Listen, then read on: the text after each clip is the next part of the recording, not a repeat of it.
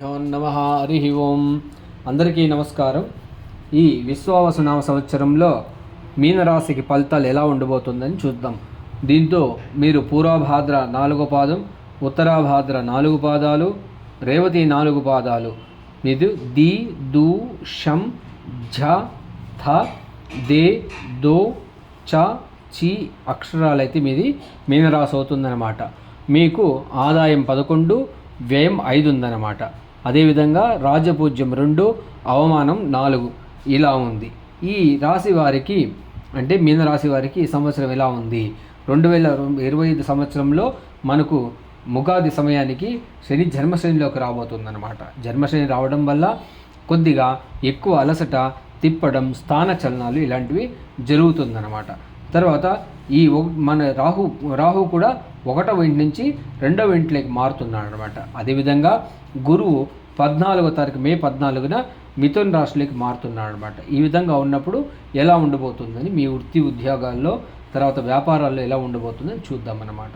మీకు శని 12వ ఇంట్లో ఉండడం వల్ల బిగినింగ్లో ఆత్మస్పర్శన చేసుకోవాలి, ఓపికగా ఉండాల్సి వస్తుంది అనమాట. ఎంత కష్టపడినా కూడా పెద్దగా మీకు ఫలితం రాకపోవచ్చు అనమాట. అదే మార్చి 29 తర్వాత శని గోచారంలో 1వ ఇంట్లో అంటే మీ జన్మరాశిలోకి ఉండడం వల్ల చేసే పనిలో ఆటంకాలు పెరగడం, చిన్న పనికి కూడా ఎక్కువ శ్రమ చేయాల్సి రావడం జరుగుతూ ఉంటుందన్నమాట. అంతేకాకుండా వృత్తిపరంగా విరోధులయ్యే అవకాశాలు ఉంటుంది.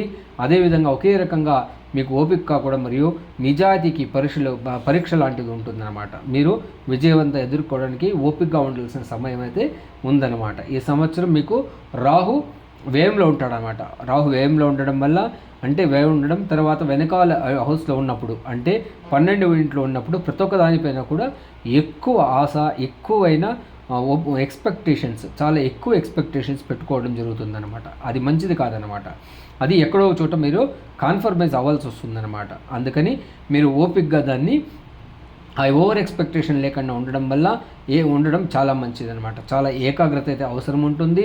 రాహు గోచారంలో ఏర్పడే అహంకార ధోరణి అంటామన్నమాట. కొద్దిగా అహంకారముతో అది ఎక్కువ, అది చెప్పాను కదా, అహంకారము లేదంటే ఎక్కువగా మీరు ఎక్స్పెక్టేషన్ ఉండడం వల్ల మీకు కొద్దిగా ఇబ్బందులు అయ్యే అవకాశం అయితే ఉంటుందన్నమాట. మీరు పనిచేస్తున్న స్థలాల్లో మార్పులు జరగడము, తర్వాత ఉద్యోగంలో మార్పు జరగడం ఉంటుందన్నమాట. అదేవిధంగా ఉద్యోగంలో కూడా కొంతవరకు అభివృద్ధి అయితే జరుగుతుంది. గురువు 4వ ఇంట్లోకి వెళ్తాడనమాట. వెళ్ళినప్పుడు మీ ఆ ఉద్యోగ జీవితంలో స్థిరంగా ఉన్నప్పటికీ పని ఒత్తిడి ఎక్కువ ఉంటుందన్నమాట. అదేవిధంగా 4వ ఇంట్లో ఉండడం వల్ల ఏదైనా ఆస్తిపాస్తులు, తల్లి ఆస్తులు, ఇంటికి సంబంధించిన ఆస్తులపైన కొద్దిగా మీకు అనుకూలమయ్యే అవకాశం అయితే కనబడుతుందన్నమాట. భవిష్యత్తులో ఉద్యోగ అభివృద్ధి మార్పుకు సహాయపడుతుందన్నమాట. గురువు దృష్టి 10వ ఇంటిపైన ఉండడం వల్ల కార్యాలయాల్లో పరిస్థితులు కొంత మెరుగుపడుతున్నమాట. సహోద్యోగులు మరియు పై అధికారుల నుండి మీకు మద్దతు అయితే ఉంటుందన్నమాట. పని ఒత్తిడి మాత్రం ఎక్కువగా ఉన్నప్పటికీ స్థిరమైన వ్యూహంతో, విధానంతో ఉద్యోగ లక్ష్యాలపైన మీరు ప్రయత్నిస్తారట. చివరకు విజయం అయితే మీది అవుతుందన్నమాట. మీరు ఎక్కువగా కొద్దిగా మీ మంచి కోరేవాళ్ళు మీకు మార్గదర్శనలు కొద్దిగా పెట్టుకోవడం వల్ల అనుకూలంగా ఉంటుందన్నమాట. మీకు ఆర్థిక పరంగా ఎలా ఉండబోతోంది?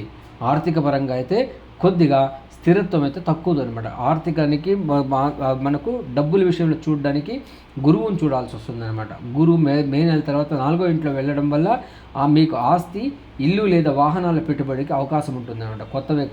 కొత్త వెహికల్స్, వాహనాలు తీసుకోవడం జరుగుతుంది. దాని నుండి మీకు అనుకూలం ఉంటుందన్నమాట. మీరు తీసుకునే స్టెప్స్ కూడా మీ ఫ్యూచర్కు మంచి పునాది అయితే అవుతుందన్నమాట. రియల్ ఎస్టేట్ చేసేవాళ్ళకు కూడా అనుకూలంగా ఉంటుంది. ఇల్లు కట్టుకోవడానికి, ఉన్న ఇళ్లను సరి చేసుకోవడానికి కూడా మంచి కాలం అన్నమాట. జాగ్రత్తగా బడ్జెట్ వేసుకోవాలి. ఖర్చు చేయకుండా ఉంటే మీరు ఆర్థికంగా చాలా భద్రత అయితే ఉంటుందన్నమాట. మీకు కుటుంబ విషయంలో ఎలా ఉండబోతోంది అని చూస్తే, కుటుంబం విషయంలో గురుదృష్టి 10వ ఇంటిపైన ఉండడం వల్ల ఈ సంవత్సరం ద్వితీయార్థంలో మీకు అనుకూలంగానే ఉంటుందన్నమాట. మీ కుటుంబం ఎక్కువ సమాజం అంటే సమాజ సేవకు ఎక్కువగా మీరు పనిచేయడం, సామాజికంగా మంచి పేరు ప్రతిష్టలు తీసుకునే అవకాశం అయితే ఉంటుందన్నమాట.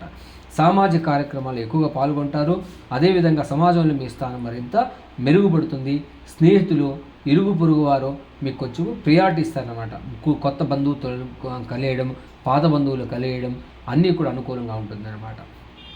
ఇంట్లో మంచి ఆప్యాయత కూడా నిండి మంచి మద్దతు అయితే అవకాశం అయితే ఉంటుందన్నమాట కుటుంబంలో. ఈ సంవత్సరం వీలైనంత వరకు ఇతరుల వ్యవహారాల్లో జోక్యం చేసుకోకుండా ఉండడం చాలా మంచిది. వీలైనంత వరకు సేవ చేస్తూ వారి మనసును ఎదుట వారి మనసును అర్థం చేసుకుంటూ మెలిగినట్లయితే మీకు సంవత్సరం మంచి సంవత్సరం కాబోతుందన్నమాట. ఆరోగ్య విషయంలో ఎలా ఉండబోతోంది? ఆరోగ్యం విషయంలో చూసినప్పుడు శని జన్మంలో ఉండడం వల్ల కొద్దిగా సమస్యలు అయితే ఉంటుందన్నమాట. జీర్ణకార్య సమస్యలు, అదేవిధంగా కొద్దిగా ఫుడ్ రిలేటెడ్ ఇష్యూస్లో మీకు వచ్చేది అవకాశం ఉంటుంది.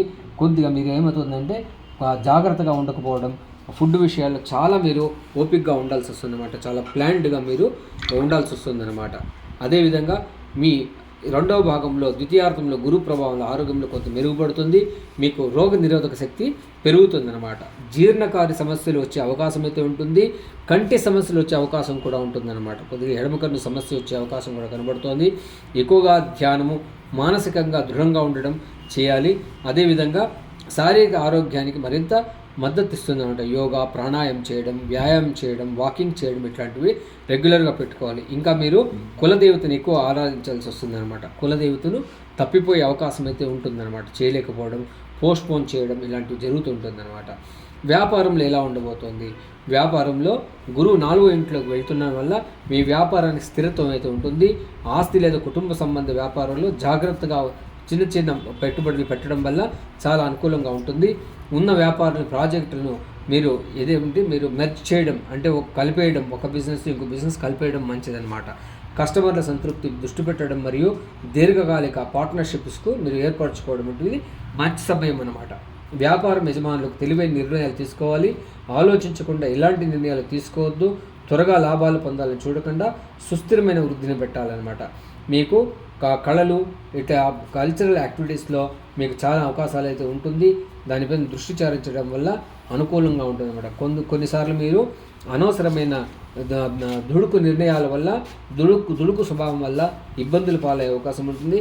కాస్త ఓపికగా ఉండడం మంచిదన్నమాట. విద్యార్థులకు ఎలా ఉండబోతోంది? విద్యార్థులకు మే నెల తర్వాత విద్యారంగంలో మంచి అవకాశాలు పడుతుందన్నమాట. ఇంకా ఎవరైనా ప్రైమరీ ఎడ్యుకేషన్స్, ఇంటర్మీడియట్ ఇట్లాంటి వాళ్ళకు అవకాశం అయితే బాగానే ఉంటుంది. 4వ ఇంట్లో గురువు ఉండడం మంచిదన్నమాట. మంచి జ్ఞానం పెరుగుతుంది. చదువులో విజయం సాధిస్తారు. కాంపిటీషన్ ఎగ్జామ్స్లో మీరు విన్ అవ్వడానికి అనుకూలంగా ఉంటుంది. ఉన్నత విద్య కోసం మీరు ప్రయత్నించడం లేదా వృత్తి వ్యాపారమైన సర్టిఫికేట్లు పొందడానికి మంచి అనుకూలమైతే ఉంటుందన్నమాట. క్రమశిక్షణతో ఏకాగ్రతతో చదువుకుంటే మీనరాశి వారి సంవత్సరంలో చదువులో చాలా అనుకూల విజయాలు అయితే సాధిస్తారు అని చెప్పచ్చు అన్నమాట. అదేవిధంగా ఏం పరిహారాలు చేయాలి? ఎక్కువగా మీరు శనికి సంబంధించినటువంటి స్తోత్రాలు, శనికి సంబంధించిన దేవస్థానాలకు వెళ్ళడం చాలా అనుకూలం. దుర్గా సప్తశతి పారాయణం, లలితా అమ్మవారి పారాయణం, లలితా సహస్రనామ పారాయణాలు, చండీ పారాయణాలు చేయడం వల్ల చాలా అనుకూలంగా ఉంటుంది. అన్నీ మంచిదవుతుంది తెలియజేస్తూ సర్వే జనా సుఖినో భవంతు, సన్మంగళాని భవంతు.